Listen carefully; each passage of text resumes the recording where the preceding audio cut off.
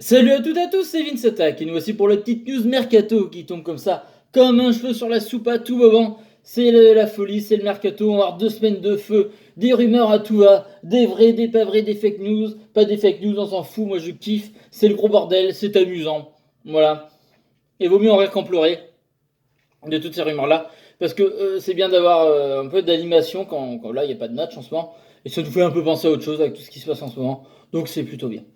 Bref, je vais m'appuyer d'un article olympique-lyonnais.com, comme très souvent. Et nous allons le lire et en parler tous ensemble. Le lien, bien entendu, dans la description.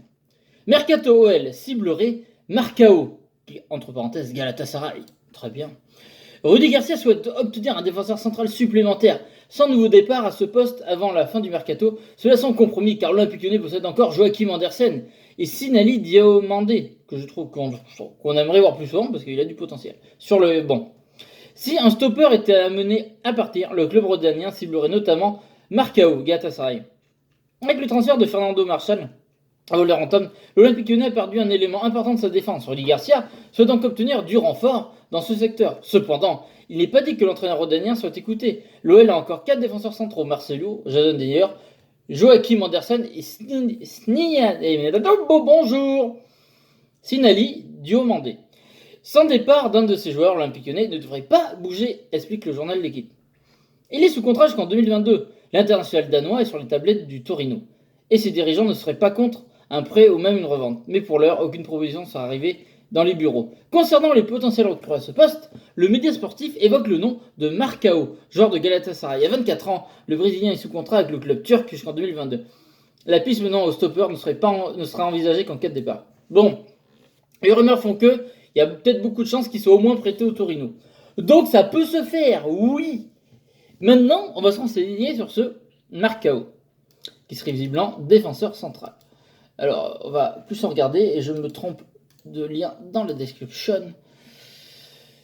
Marcos no Nascimento Teixeira, alias Marcao. Au moins, voilà. Là, les Brésiliens, de toute façon, c'est comme Kaka, Juninho, c'est des, voilà, des.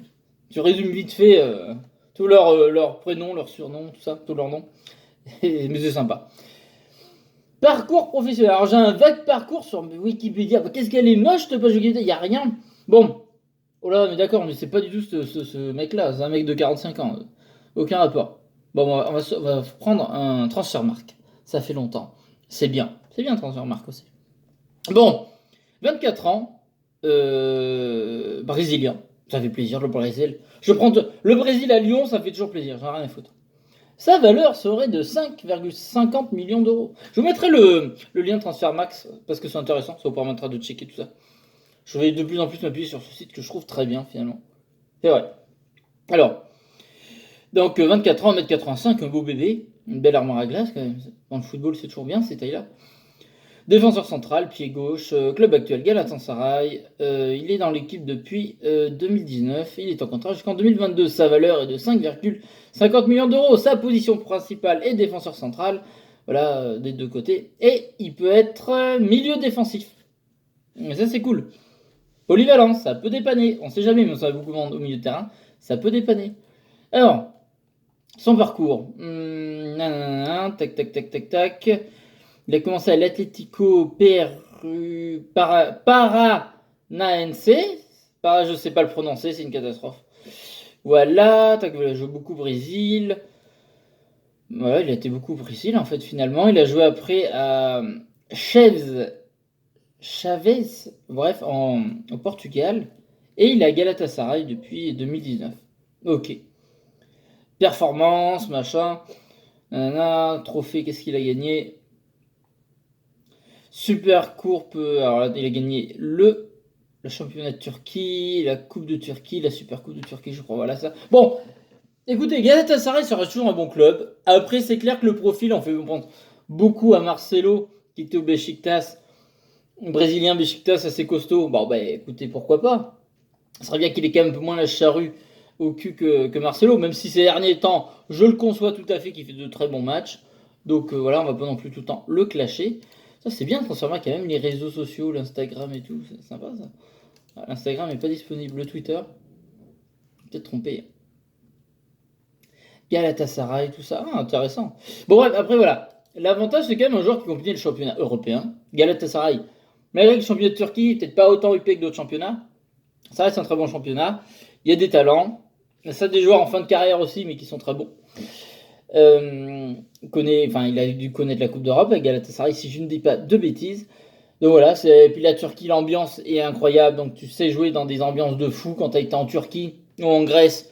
Au niveau des ambiances et d'une hostilité de stade, tu peux tout encaisser. Hein. C'est ultra fort. Voilà, c'est impressionnant. Les mecs, ils peuvent te faire trembler le stade tout entier, mais vraiment, quand j'y tremblais, ça tremble vraiment. Donc c'est toujours une bonne expérience. Voilà. 24 ans, c'est un bon âge, ni trop vieux, ni trop jeune, c'est parfait. Ça fait envie. Écoutez, c'est un profil intéressant. Moi, si Andersen s'en va, je veux bien. Après, visiblement, il coûterait pas très cher. Attends, Sermac, il vaudrait 5,5 millions. Bah, tu te ruines pas en l'achetant si Andersen est prêté ou part. Dans tous les cas, tu peux te le payer après avoir le salaire, mais il doit pas. C'est pas lui qui va avoir un salaire mirobolant. Et à 5,5 millions d'euros, ça va, c'est pas la mort. Honnêtement. Bon. Donc, du coup, moi je serais pour. Je serais totalement pour. Je trouve que c'est un bon profil. Après, je le connais pas. Je vais pas vous dire le contraire, je ne le connais pas, je sais pas. Anderson, on le connaissait pas, on croyait que ça allait être bien, c'est pas bien. Après, il y a des trucs, on croit que ça va être pas bien, c'est bien. Suspense, on sait pas.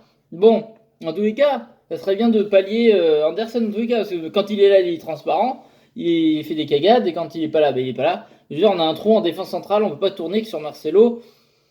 Et Denayer, à un moment donné, même si on joue que le championnat à la Coupe de France, il faut un mec en plus. Complètement. Un mec plus solide en défense. Même si je trouve que la défense, c'est pas en ce moment le plus gros problème à l'OL. Ce serait plutôt les latéraux sur les côtés, dans les arrières, hein, pour un peu pallier du bois et tout ça. Parce que. Puis arrêter de. Bon, on a Bard qui est bien, mais bon. Cornet, je pense pas que Cornet parte. Mais voilà, non, ce sera un bon profil, totalement intéressant. Là que je vous mette les liens de côté. Clac, clac, clac, clac. Non, j'aime bien. Après, qu'est-ce que je peux vous dire? Je peux vous dire ça sera un bon ou pas. Je peux pas vous dire, je peux pas prévoir l'avenir. Je ne connais pas le joueur, je regarde pas le championnat de Turquie.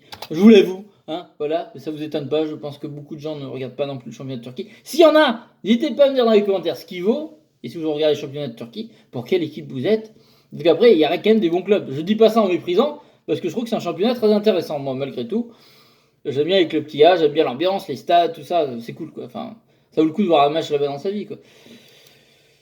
Donc voilà, sinon après il n'y a pas d'autres pistes mercato, ça tourne un peu en rond. Visiblement le nouveau gardien de l'OL s'entendrait très bien avec le staff et Lopez. Donc attends, je chope son nom, je sais plus. Le gardien allemand, j'en avais pas trop parlé, mais Julian Pollersbeck, 26 ans. C'est très bien. Apparemment, ça se passe très bien avec le staff et tout. Et puis, des fois, c'est bien de tourner avec Lopez. Puis on sait jamais, sauf blessure, on sait jamais. Mais quand on regarde un se blesse, c'est bien, le caca. Il vient d'Hambourg, des deux Allemands, tout ça, donc c'est bien. Donc, bonne nouvelle. Au moins, quand il y a des bonnes nouvelles, il faut en parler aussi. On ne parler que de drama non plus. Donc voilà, donc après, voilà, le gardien, visiblement, ça a l'air d'être un bon point. Après, voir s'il est bon ou pas. Et c'est pour ça que ce défenseur, si Anderson, ça se fait, enfin, s'il s'en va, ça peut être un bon profil. Dans tous les cas, il sera pas cher. Et puis l'avantage, il connaît le championnat européen, il est brésilien, il y a beaucoup de Brésiliens à Lyon, il y a Johnny, tout ça, ça peut bien se passer. Voilà, je pense que ça peut bien matcher avec l'équipe. L'OL en a l'ADN des joueurs brésiliens.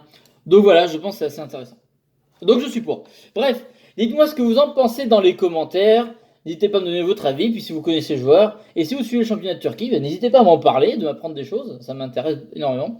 Et si vous suivez le championnat de Turquie, quelle est votre équipe favorite? Ça peut être intéressant, vous voyez, on fait des débats dans d'autres débats. Voilà, c'est bien. Bon, donc voilà, n'hésitez pas à laisser un pouce bleu, à vous abonner, à partager la vidéo. Je vous remercie, vous êtes à fond, on est de plus en plus nombreux. Je suis à la bourre sur les commentaires. Je vais essayer d'en répondre à une bonne partie. Je vous lis parce que ça pop sur mon téléphone, généralement je le vois, les notifs, mais j'ai pas le temps de répondre, mais je les vois. Dans tous les cas, je les lis, ça c'est sûr. Je vois à peu près les tendances actuelles. Je vois quand même que bon, il y a des gens qui aiment pas trop le côté un peu drama que je mets dans certaines vidéos, mais c'est très peu, la majorité aime bien. Après, je peux comprendre qu'on aime pas, vous êtes là pour le dire quand vous aimez pas. Ça peut Je peux en prendre compte, je peux faire progresser des choses ou pas, voilà. Mais n'hésitez pas, la liberté d'expression est là sur ma chaîne, tant qu'on reste poli et courtois et qu'il n'y ait pas de menaces. Hein. Avec tout ce qui se passe en moment en plus sur YouTube, on évite les menaces, les bêtises et conneries comme ça. Voilà. Et on évite tout court, c'est pas bien. Bref, allez, je m'égare. Je vous fais des gros bisous, je vous tiens au jus si j'ai d'autres news. Voilà, et pour la suite. Et puis voilà, je fais des gros bisous. Prenez soin de vous. Salut tout le monde.